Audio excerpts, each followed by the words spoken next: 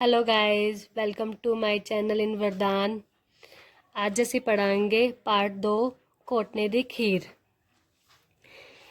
ਇਹ ਪੁਰਾਣੇ ਸਮਿਆਂ ਦੀ ਗੱਲ ਹੈ ਜਦੋਂ ਲੋग पैदल ही सफ़र करते सन। मतलब कि बोल रहा है कि बहुत पुराने टाइम की बात है जब हम लोग पैदल चल के सफ़र करा करते थे।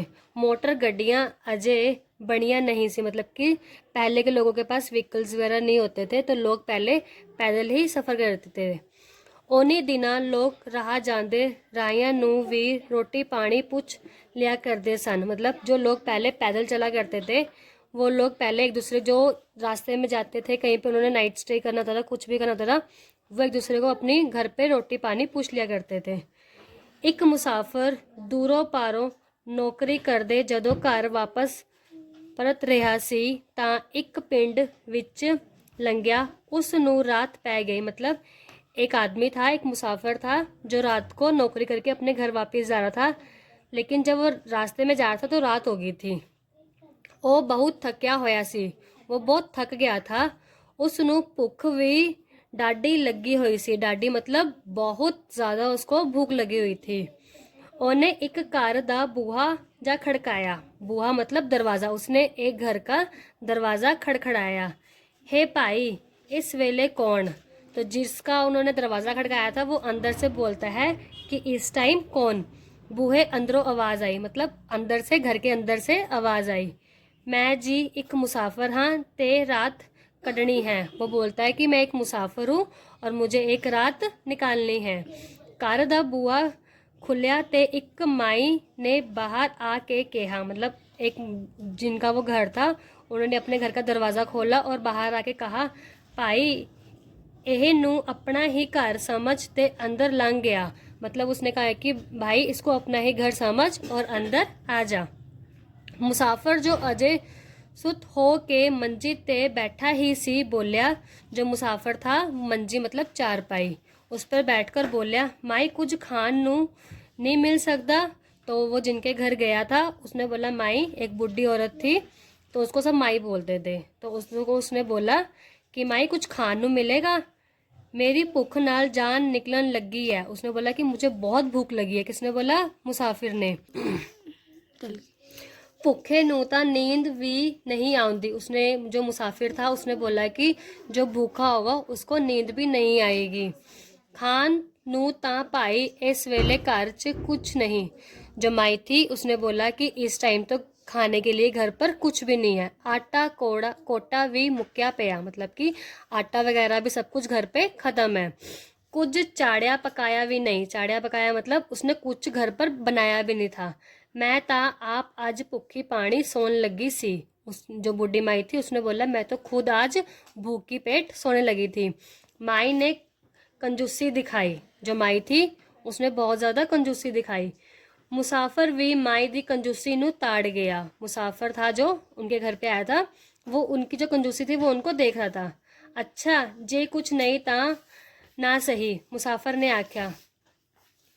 थोड़े चीर पिछों ओह रसोई विच पए घोटने नू वेख के बोलिया।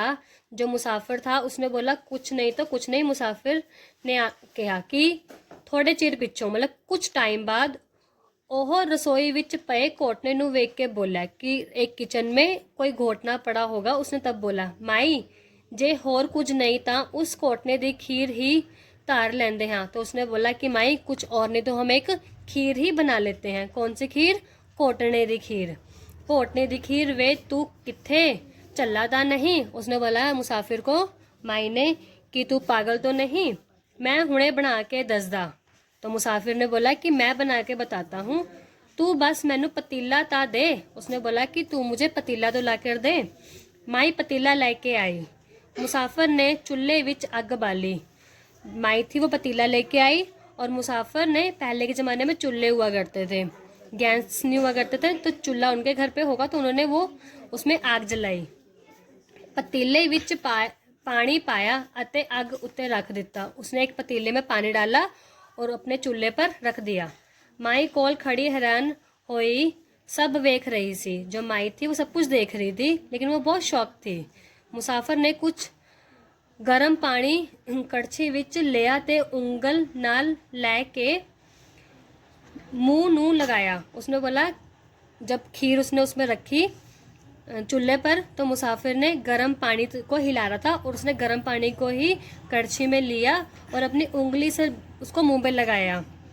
बस खीर तो तैयार ही समझो।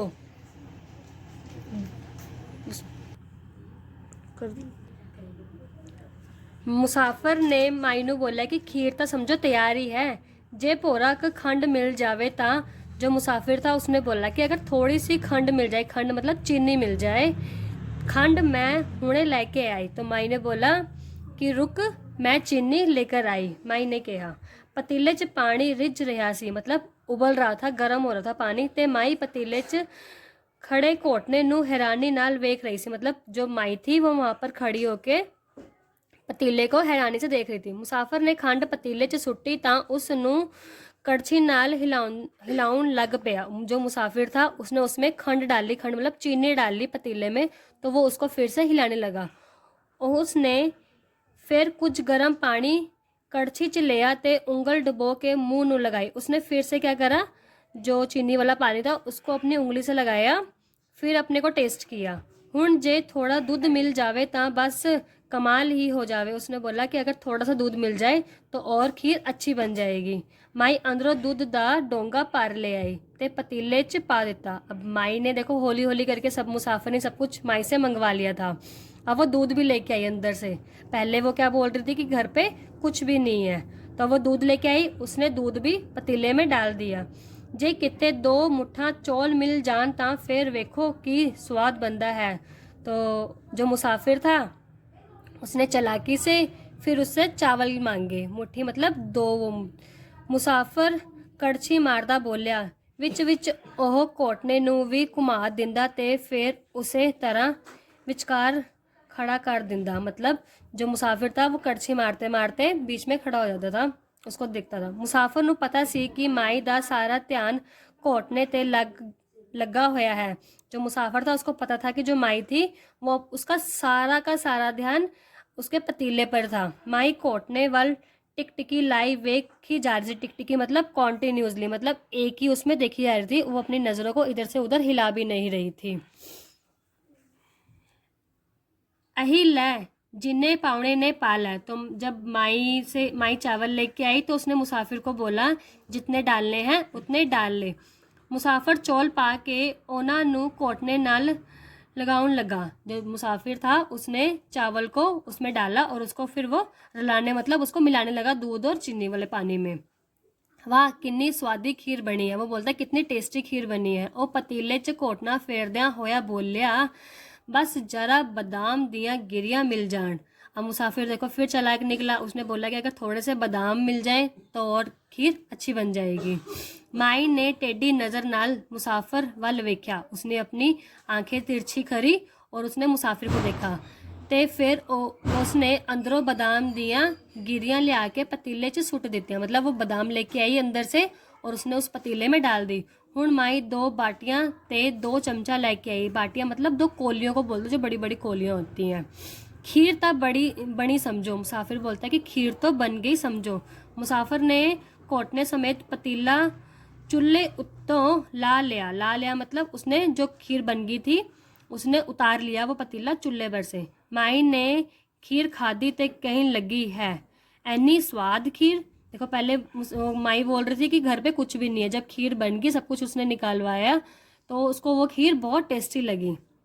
मैनू नहीं सी पता घोटने दी खीर भी इन्नी स्वाद हो सकती है। तो माई बोलते हैं कि मेरे को नहीं पता था कि जो घोटने दी खीर है वो बहुत टेस्टी बनेगी, पर जे उत्ते खीर च खोपा ते नारियल दे 4 दाने भी पै जाते तां इहदा स्वाद होर भी दुगना होता। मतलब उसने देखो मुसाफिर ने फिर क्या बोला कि इसके ऊपर थोड़ा सा खोपा और सोगी डल जाए तो इसका टेस्ट और भी अच्छा हो जाएगा।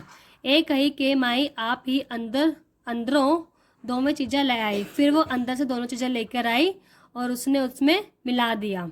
फिर मुसाफिर ते माई दोवें घोटने दी खीर खान लगे ते हंसी गए कि जब वो खा रहे थे और दोनों हंसी जा रहे थे। अब हम करेंगे इसके दोस्तों क्वेश्चन आंसर्स। ਹੁਣ ਅਸੀਂ ਘੋਟਣੇ ਦੀ ਖੀਰ ਪਾਠ ਦੇ ਅਭਿਆਸ ਦੇ ਪ੍ਰਸ਼ਨ ਉੱਤਰ ਕਰਾਂਗੇ। रात नू मुसाफिर किस दे घर रहा। दोस्तों आपको पता है जैसे हमने पढ़ा था पाठ में कि रात नू मुसाफिर बुढ़ी माई दे कर रहा। ये था इसका पहला प्रश्न। दूसरा क्वेश्चन क्या है, मुसाफिर ने खीर बनाउन लई सब तो पहला बुढ़ी औरत नू की लियाउन लई कहा। तो उसने सबसे पहले क्या बोला था कि बुढ़ी माई को क्या लेके आना है, तो पहला पतीला ले आने लई क्या बोला था उसको, पतीला लेके आने के लिए। इसका नेक्स्ट क्वेश्चन है थर्ड, अंत विच मुसाफिर ने बुढ़ी औरत कोलों केड़ियां चीज़ां दी मांग की। अब जब वो खीर बना रहा था तो उससे लास्ट में सबसे एंड में उसने क्या बोला था कि हमारी खीर किससे सबसे ज़्यादा टेस्टी बनेगी, खोपा खोपा ते सोगी। खोपा ते सोगी उन्हें अंत विच मंगी। ते इस पार्ट दा अखीरला क्वेश्चन है, मुसाफिर ने बुढ़ी नू की बना के खवाई। दोस्तों तो बुढ़ी ने क्या खाया था लास्ट में, कोटने दी खीर। लास्ट में उसने क्या खाया था, कोटने दी खीर। अब हम इस चैप्टर के इस पार्ट के खालिस्तान और बाकी करेंगे। हुण असी करांगे खाली तावा भरो। मुसाफिर ने एक डैश दा बूआ खड़काया। उसने किसका दरवाजा खड़काया, एक घर दा बूआ खड़काया। मैं तां आप अज डैश सौन लगी सी। वो जब बुढ़ी माई क्या बोलते कि मैं तां आज आप भुखी पानी सौन लगी सी। मुसाफिर बुढ़ी दी डैश नू ताड़ गया। क्या उसने क्या सोचा था कि वो क्या थी, कंजूस। क्या ताड़ रहा था वो, उसकी कंजूसी नू। माई डैश वाल टिकटिकियां लाए वेख रही सीगी। सॉरी, कोटने वाल टिकटिकियां वेख रही सी। ठीक है, मैनू नहीं सी पता कि डैश भी इन्नी स्वादी हो सकती है। तो उसने लास्ट में क्या बोला था कि कोटने दी खीर बहुत टेस्टी हो सकती है, कोटने दी खीर। अब हम इस चैप्टर के करेंगे, इन्होंने इसको पंजाबी में लिखा हुआ है, हमने इसको हिंदी में लिखना है। तो पुराना हम हिंदी में इसको लिखेंगे। गड्डियाँ मतलब गाड़ियाँ। मंजा क्या होता है दोस्तों, चारपाई। पतीले को हम पतीला ही बोलते हैं। कोली मतलब कटोरी। थैंक यू सो मच बच्चों, आपने इस वीडियो को इतने ध्यान से सुना। आपसे रिक्वेस्ट है कि आप मेरे चैनल को लाइक करें, सब्सक्राइब करें और एक प्यारा सा कमेंट करें। Thank you.